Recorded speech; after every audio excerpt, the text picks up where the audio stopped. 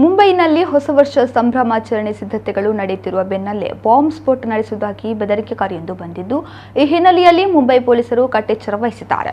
Mumbai police control ರೂಮಿಗೆ ಶನಿವಾರ ಸಂಜೆ ಬೆದರಿಕೆ ಕರೆ ಬಂದಿತ್ತು.